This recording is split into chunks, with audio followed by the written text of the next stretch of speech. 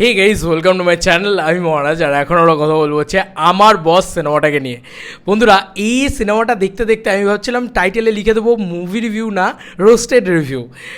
দেখো, এই সিনেমাটাকে নিয়ে যা টেক্সট পুরোটাই আমার টেক, তাই আমি কোনোটাই তোমাদের উপরে চাপিয়ে দিতে চাই না। তোমাদের ছবিটা ভালোও লাগতে পারে, তবে এই ছবি পজিটিভ দিক নেগেটিভ দিকে আসার আগে গল্পটাতে চলে আসে। দেখো, একটা পুরোপুরি বইয়ের পাবলিশার, যিনি একটা পুরো অফিস কালচার চালান, কর্পোরেট কালচার চালান, যে রীতিমতো বই নিয়ে চর্চা করেন, সেখানে অডিও স্টোরির বিষয়টা উঠে আসছে, ইয়াং জেনারেশনের বিষয়টা উঠে আসছে। সেই বিষয়টাকে নিয়ে পুরোপুরি অফিস চালাচ্ছেন হচ্ছে শিবুদা। তিনি হচ্ছেন বস এবং টক্সিক বস বলা যেতে পারে। তবে তার দিক দিয়েও দেখতে গেলে সে কিন্তু পুরোপুরি টক্সিক এই কথাটাও বলে দেওয়া যায় না। সে তার দিক দিয়ে একদম অ্যাপ্রোপ্রিয়েট কাজ করছে, এবং এমপ্লয়িজরা রয়েছেন, প্রচুর রয়েছে, সৌরসেনী রয়েছে, রয়েছে ঐশ্বর্য রয়েছে, আরও প্রচুর নাম রয়েছে, গৌরব রয়েছে, আরও প্রচুর নাম, আমি সবার নাম বললাম না, কাঞ্চন মল্লিক রয়েছেন। সবাইকে একসাথে ইন্ডিকেট করা সম্ভব না, সবাইকে একসাথে বলে দিলাম। এবার মায়ের লাইফ এবং অনিমেষ, তার সে একটা মানুষ, অনিমেষ একটা মানুষ, এবং বাড়িতে মায়ের কাছে তার ডাক নামটা আলাদা। তো এই বিষয়টা একদম আলাদা, এবং মায়ের সাথে সেই মানুষটা একদম আলাদা, এবং অফিস কালচারে এসে সেই মানুষটা একদম আলাদা। এবার কি হচ্ছে এর পরবর্তীতে, এবং তার মা চলে আসছেন এই অফিসে, এবং অফিস কালচারের ভিতরে ঢুকে পড়ছেন, তার সাথে ঢুকে পড়ছে ডে কেয়ারের কনসেপ্ট, এবং ডে কেয়ারের কনসেপ্ট চলে যাচ্ছে একদম বিজনেস লেভেলে। তো এই বাকি কি হচ্ছে, তার মা সাকসেসফুল হচ্ছেন, রাখি গুলজার সাকসেসফুল হচ্ছেন কি হচ্ছেন না, ছেলের সাথে মায়ের লড়াই, এর থেকে বেশি জানতে হলে সিনেমাটা হলে গিয়ে দেখতে হবে। দেখো, এই ছিল গল্প। দেখো, প্লট লাইন হিসেবে কিন্তু গল্পটা বেশ ইউনিক, বেশ ভালো, কিন্তু ব্যাপারটা হচ্ছে যে জায়গাটায় প্লট লাইনেই আমার সমস্যা, সেটা হচ্ছে যে এই যে ডে কেয়ার সিস্টেম, বলছি এরকম যদি কোনো অফিস চালায়, সত্যি কথা, তাহলে সেই অফিস চলবে না ভাই। কারণ সেটার প্রবলেমটা সিনেমার ভিতরেই রয়েছে। ধরো, ক্লায়েন্টরা সবাই মিলে বসছেন, আলোচনা করছেন, একটা প্রপার কাজের আলোচনা করছেন, সেখানে বাথরুমের টপিক উঠে আসতে পারে যদি বাবা চলে আসে তো অফিসের ভিতরে। আসছি সেই সব পয়েন্টে। প্রথমত বলি এই ছবির পজিটিভ দিক। দেখো, এই ছবির পজিটিভ দিক আমার কাছে বেশ কিছু রয়েছে। তার ভিতরে একটা হচ্ছে শিবুদার পারফরমেন্স। শিবুদার দারুণ পারফরমেন্স দিয়েছে। শিবুদার চিরকাল খুব ভালো অভিনেতা একজন, এটা আমরা বারবার বলে থাকি। কিছু কিছু জায়গায় শিবুদা খুব ভালো পারফরমেন্স দিয়েছে, কিছু কিছু জায়গায় আমার একটু নেগেটিভ লেগেছে, সেটা আমি আসছি নেগেটিভ পয়েন্টে।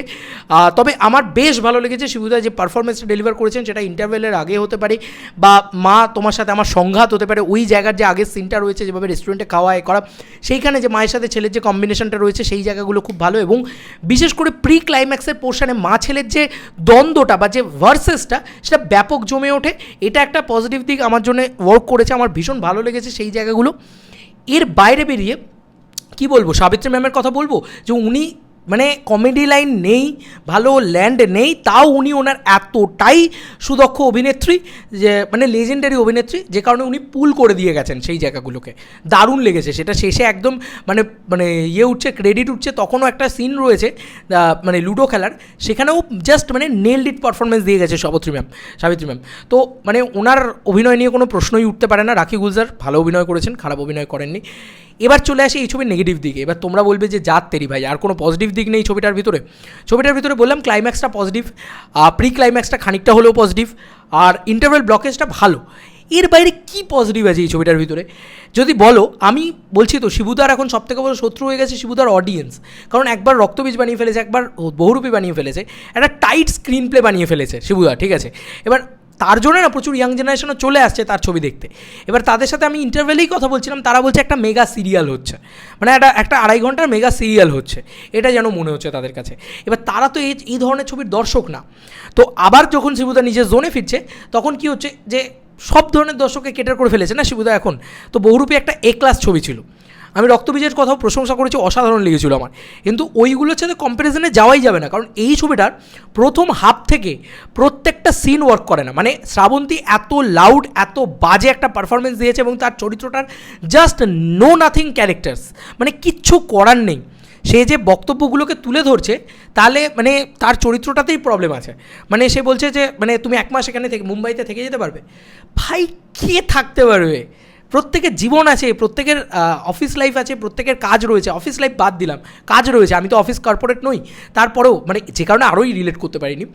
আচ্ছা তুমি বলো গৌরব আর সৌরসেনের যে ট্র্যাকটা রয়েছে সেই ট্র্যাকটাও একদম ঘাঁটা ট্র্যাক, মানে খুব নোন জিনিসপত্র আছে, কিন্তু সেই ট্র্যাকটায় জাস্ট এত বাজে অভিনয় যে শাড়ির আঁচল দিয়ে গায়ে লেগে যাচ্ছে কিন্তু একবারও ফিল হচ্ছে না। মানে এই সিনেমাটা প্রথম শিবুদার ছবি, যেটা আমি হামি দেখেও আমার যথেষ্ট কিন্তু খারাপ লাগেনি, বেশ ভালো লেগেছিল। পোস্ত বলি বলি, এই ছবিটা হচ্ছে বেলা শুরু মানে ক্যাটাগরির ছবি। বেলা শুরুতে কোনো সোল ছিল না, জাস্ট এক জায়গায় গল্পটা ঘোরে। এই সিনেমাটা হচ্ছে সেম, এক জায়গায় গল্পটা ঘুরছে, কারণ তোমার দেখানোর তো কিছু নেই।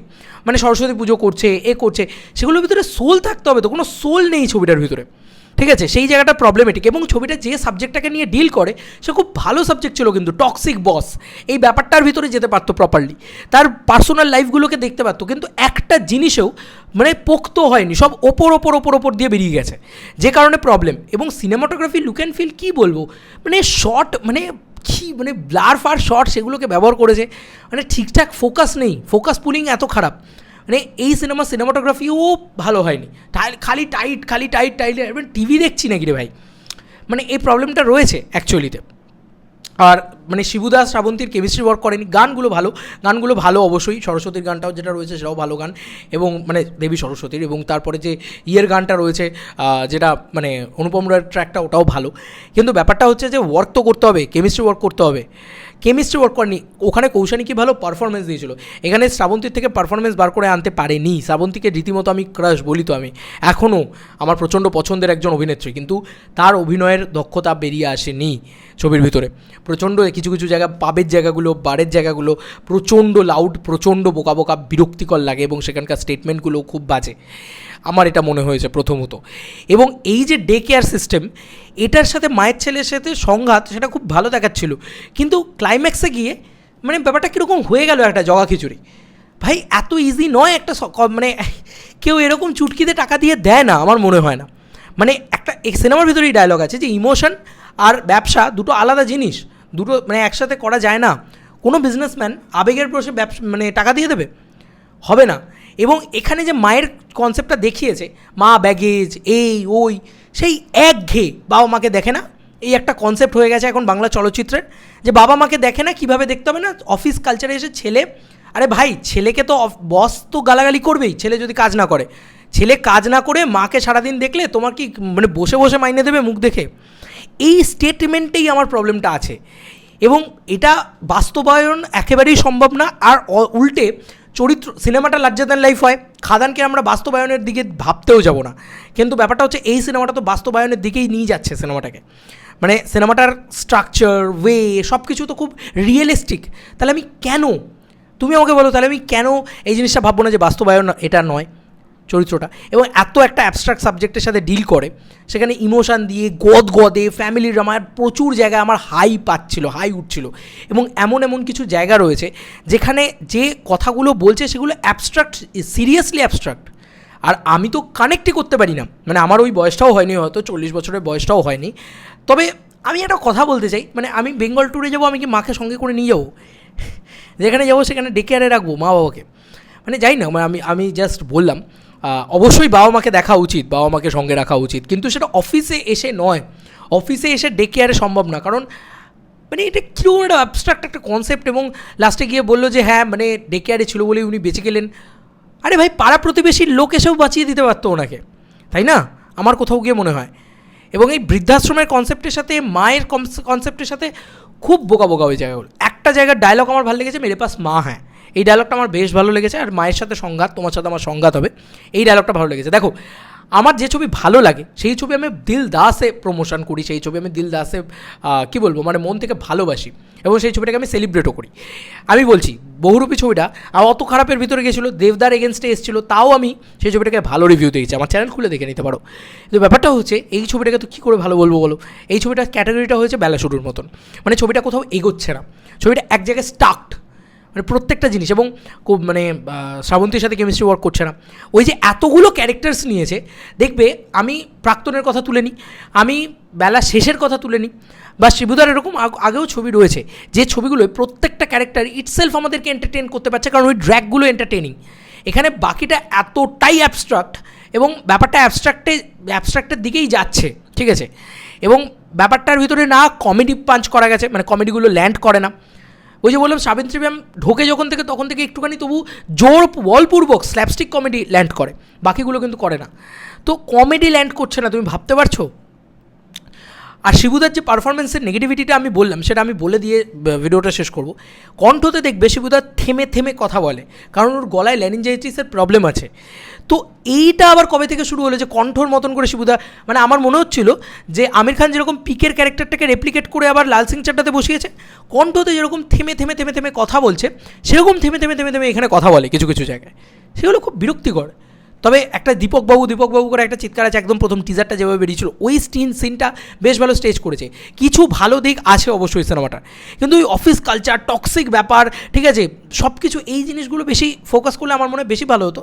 রাদার বাবা মা মানে কী ভাই ক্রেজ ফ্রেস নিয়ে 7 জনকে নিয়ে ক্রেজ, ঠিক আছে, মানে সত্যি মানে ব্যাপারটা শিবুদার যে ক্যারেক্টারটা সেটা অ্যাকচুয়ালি তো আমার কথা বলছে, যেন মনে হচ্ছে যে হ্যাঁ মানে এই ক্যারেক্টার তো সত্যি কথা বলছে, মানে এরা অদ্ভুত ছেলে মানুষই খামখেয়ালিপনা করছে এবং মা অফিসে চলে যাচ্ছে এবং সেটাকে সবাই নিয়ে মানে সেলিব্রেট করছে।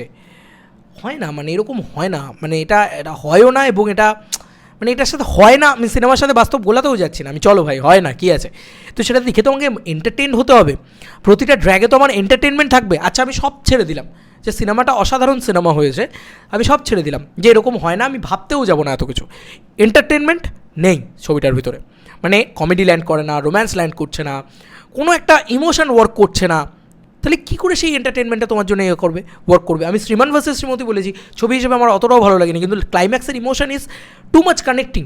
এখানে ক্লাইম্যাক্সটা ভালো, ঠিকঠাক, ওকে শিবুদা জানে কীভাবে করে দিতে হয় ওটাকে, মানে ওটাকে উতরে দেওয়া বলে। বাট ক্লাইম্যাক্সের যে মানে প্রবলেমটা যেভাবে এলো বা যেভাবে সেটা ওভারকাম করলো বা যেভাবে সেটা সলভ করলো, সেটা খুব সারফেস লেভেলে উপরে কোনো নেই, মানে ডেপথ নেই। ওখানে যে কথাগুলো বললো, ওই যে বললাম পাশে বাড়ির লোক এসেও সলভ করে দিয়ে যেতে পারতো ওই প্রবলেমটা, তাই না?